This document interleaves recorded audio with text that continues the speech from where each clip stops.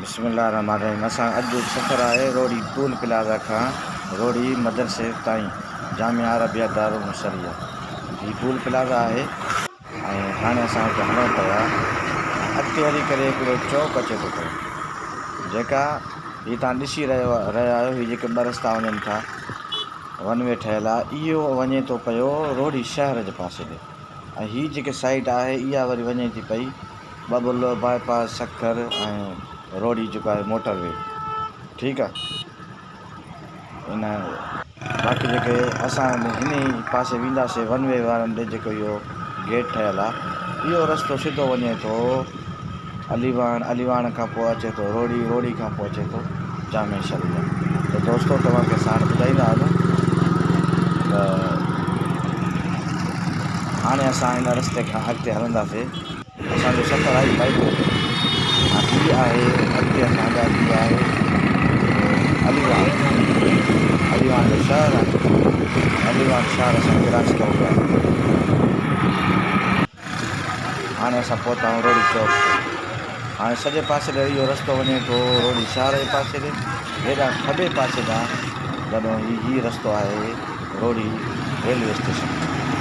हाणे सिधो हलंदासीं अॻिते, सिधो असां हाणे अॻिते हलूं पिया रोड़ी मदरसे तरफ़। जेको रस्तो वञे थो साम्हूं पुल अचे थो, जंहिं खां क्रॉस थींदो। ऐं अव्हांखे ॿुधाईंदा हलूं त हाणे इहो रस्तो बि पहाड़नि जे दरमियान आहे।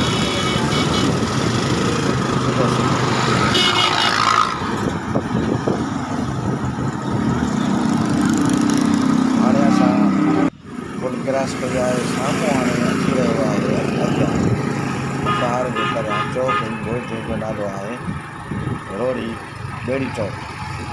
हाणे ॿेड़ी चौक हाणे हीअ आहे, सिधो वेंदासीं त इहो अॻिते वेंदो बबुल बाईपास, लेकिन असां सॼे हथ ॾे इन पासे मुड़ंदासीं।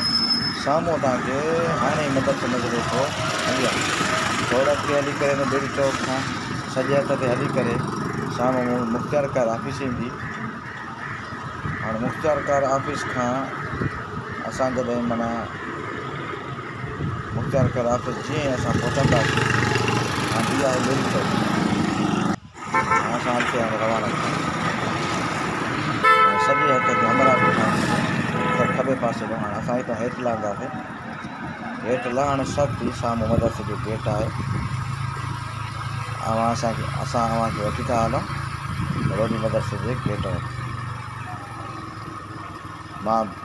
छो त मां बाइक ते आहियां, मोटरसाइकिल ते, जे करे वेझो मुकमिल सही न भरे सघियो आहियां बि अकेलो।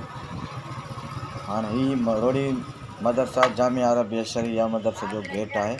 असां अंदरि हलियासीं।